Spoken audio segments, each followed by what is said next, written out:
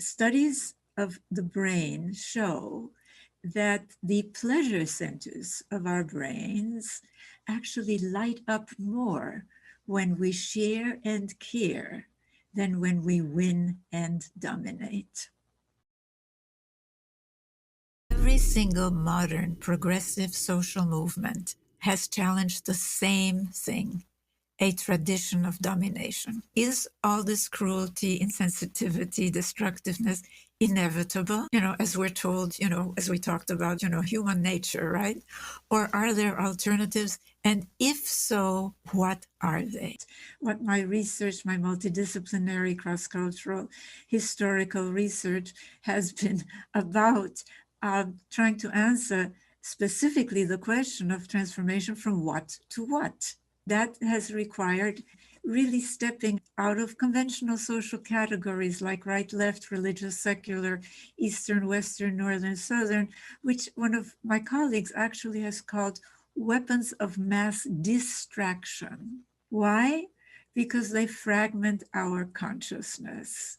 And yes, I found that there are alternatives. There is an alternative. What I've introduced is a new, more inclusive and holistic way of looking at our social, economic, cultural systems, because that's what we need to start with to create a better world. And this is the new lens of the partnership domination social scale, which I want to add is the impetus for the growing partnerism movement to accelerate the shift from the domination side to the partnership side. Now, the good news is that we don't have to start from square one to move to partnership-oriented societies again.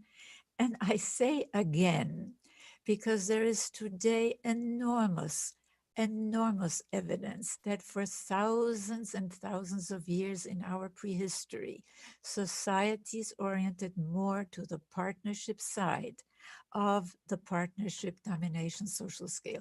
They were not ideal, but they were more egalitarian. They were more gender balanced. Children were not terrorized into submission.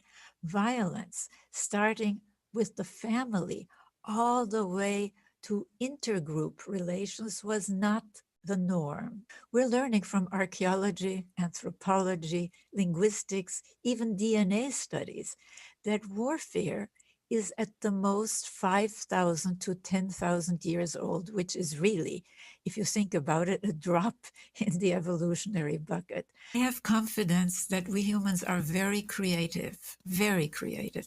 Look, everything around us is a human creation, and I don't just mean the furniture and the houses. I mean our culture, our economic system.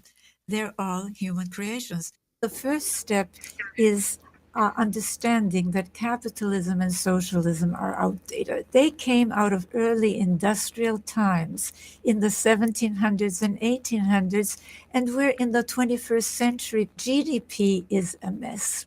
It includes activities that harm, even take life, selling cigarettes, unhealthy foods, plus the resulting medical and funeral costs. They're great for GDP, but GDP fails to include the huge economic value of caring for nature and for people, despite reports like an Australian one showing that if the unpaid caring work in households were included, it would be 50% of the reported GDP.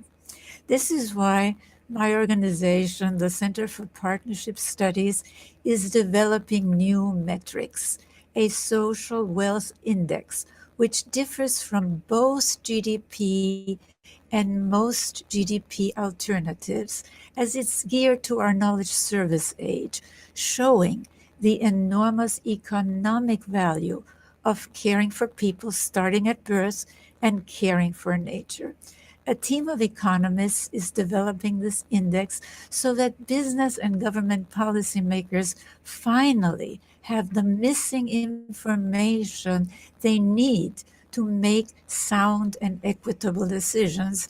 And I should add, so that women who still perform most of the care work for free or very low wages are no longer the poorest of the poor worldwide, and everyone has a better quality of life.